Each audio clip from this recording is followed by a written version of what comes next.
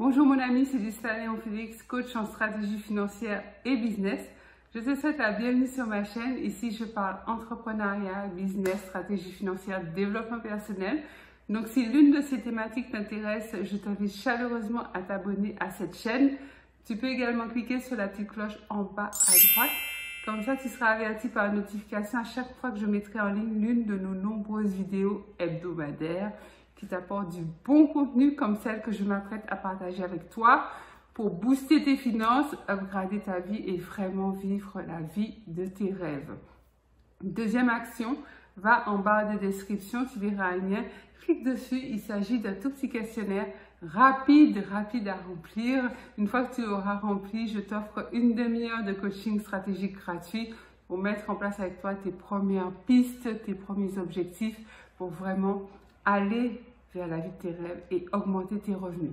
Sans plus tarder, entrons dans le vif du sujet.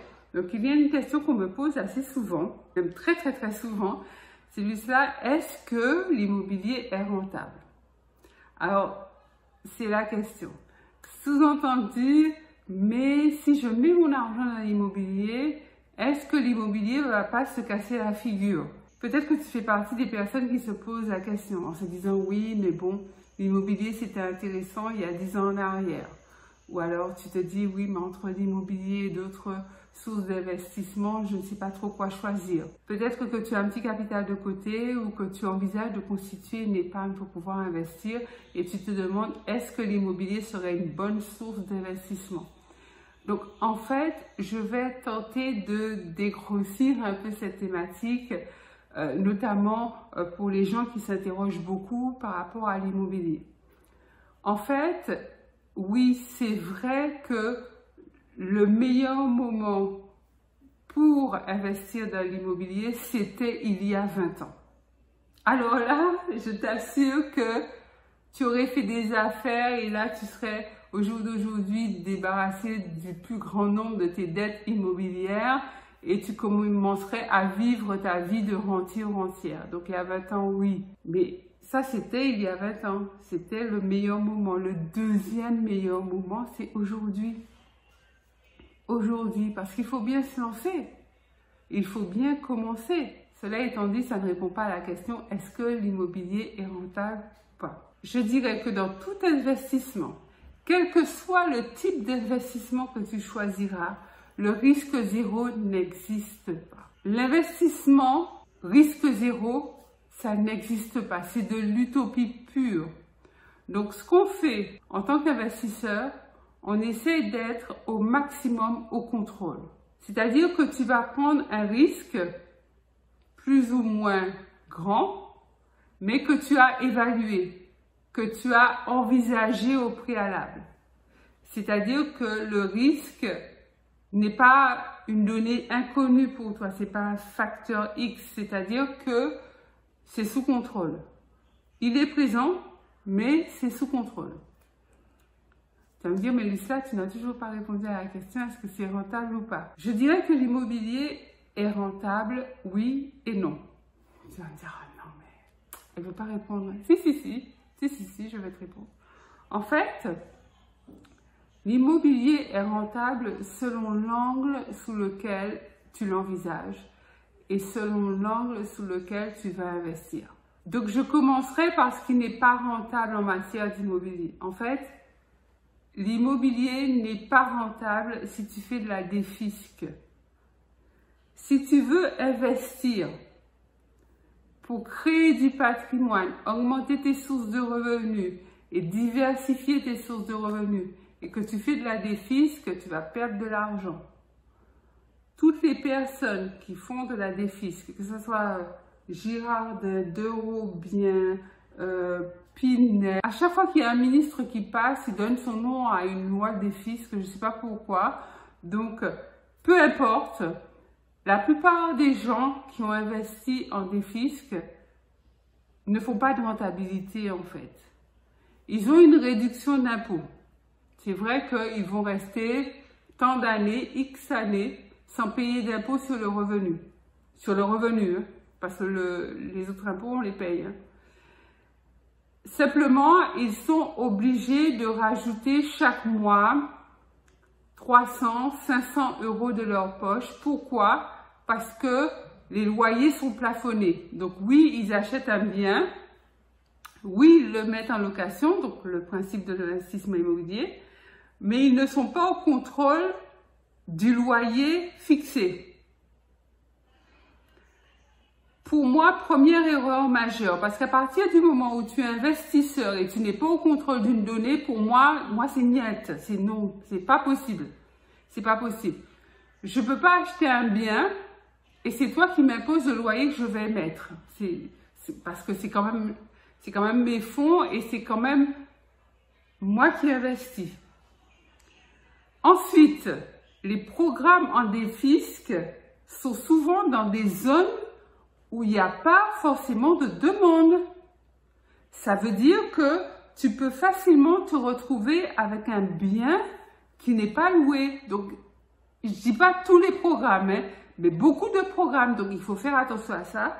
Et d'ailleurs, il y a des gens qui en ont fait les frais. Troisième point négatif, c'est que si jamais un jour tu décides, avant le terme annoncé, de mettre ton bien au loyer que tu veux bien, tu perds tous les avantages que tu as eus. Tous les avantages en matière de fiscalité, tu vas rembourser au fisc l'argent qu'il t'a permis d'économiser. Bon.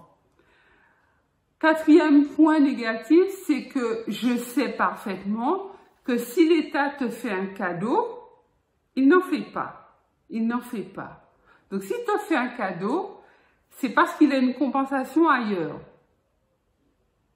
Donc, méfiance. Méfiance. Cinquième point négatif, oui, parce que moi je vois plein des points négatifs, c'est que, en fait,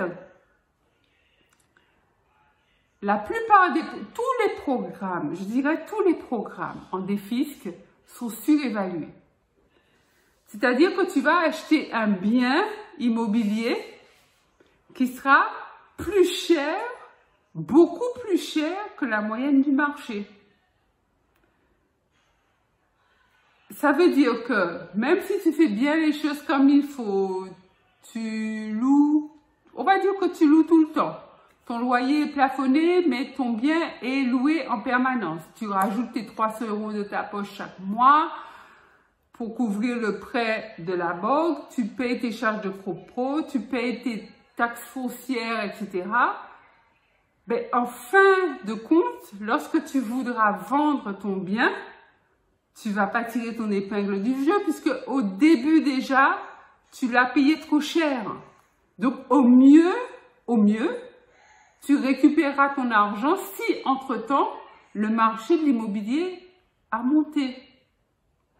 Parce que sur la durée, le marché de l'immobilier monte toujours, mais ça monte pas, ça passe pas du simple au double quand même en 10 ans. Ça monte, mais ça monte graduellement, pépère. Tu vois, ça ne baisse pas, mais ça monte pas au point non plus que si tu as acheté un bien 20% trop cher, qu'au terme de 10 ans ou 15 ans, tu puisses le vendre ne serait-ce qu'au même prix où tu l'as acheté. Donc la défisc, pour moi, n'est absolument pas rentable. Ce qui n'est pas rentable non plus, c'est lorsque tu vas vouloir faire de l'investissement immobilier et que tu vas faire des achats coup de cœur. En fait, lorsqu'on fait de l'investissement immobilier, il n'y a pas de place aux émotions, pas de place aux achats coup de cœur, pas de place aux sentiments. En fait, il faut absolument que tu connaisses la valeur de ton marché pour un bien donné, que tu aies calculé ta rentabilité. Et pour ça, il faut que tu connaisses également à combien se louent les biens dans la catégorie de celui que tu envisages d'acheter. Donc, tu vois bien que ce sont des données très mathématiques, très scientifiques. Tu as ta calculatrice à côté de toi et tu calcules, tu fais tes maths en fait.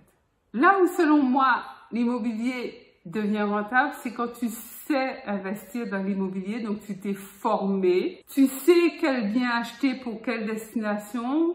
Si tu veux faire de la colocation, quel genre de bien s'y prête? Si tu veux faire du saisonnier, quel genre de bien, quelle zone géographique s'y prête? Si tu veux faire du nu, du meublé, de l'espace partagé de travail, des locaux commerciaux, peu importe, quand tu choisis ta destination, la destination du bien que tu achètes et que tu achètes le bien au bon prix, c'est-à-dire que déjà il est au moins à la valeur du marché et que derrière tu arrives à faire une bonne négociation, donc tu l'achètes finalement en dessous de la valeur du marché et que tu le mets en location bien rénové si nécessaire ou bien rafraîchi avec un loyer décent, voire même légèrement supérieur au marché si tu as fait une bonne déco, si tu as des prestations particulières, si tu rajoutes des prestations dans ton bien, là oui, tu fais de l'investissement immobilier rentable. Donc globalement, je me situe dans la deuxième catégorie dont je viens de te parler. Je forme des entrepreneurs dans cette catégorie-là. Donc jamais je ne parle de défisque, jamais. Même si on me propose une affiliation ou un partenariat, mais je ne le ferai jamais, je sais que c'est pas rentable. Donc, je te dirais, forme-toi. Réfléchis à ce que tu veux faire, quel type d'investissement immobilier tu veux faire. Moi, je suis un peu une touche à tout, donc je vais sur différentes niches.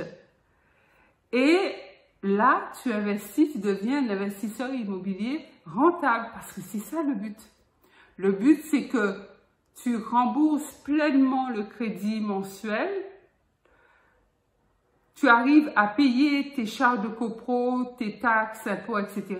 et qu'il te reste un peu d'argent, il te reste de l'argent pour pouvoir mettre de côté ou capitaliser pour un autre investissement ou même te faire plaisir. Voilà, c'est ça l'investissement immobilier rentable tel que je le conçois. Donc dis-moi en commentaire ce que tu en penses.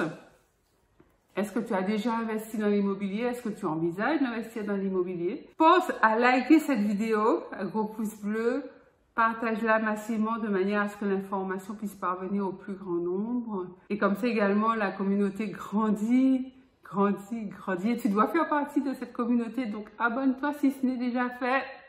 C'est Lucila Léon Félix, coach en stratégie financière et business. Je te dis à très vite pour une nouvelle vidéo. Bye bye.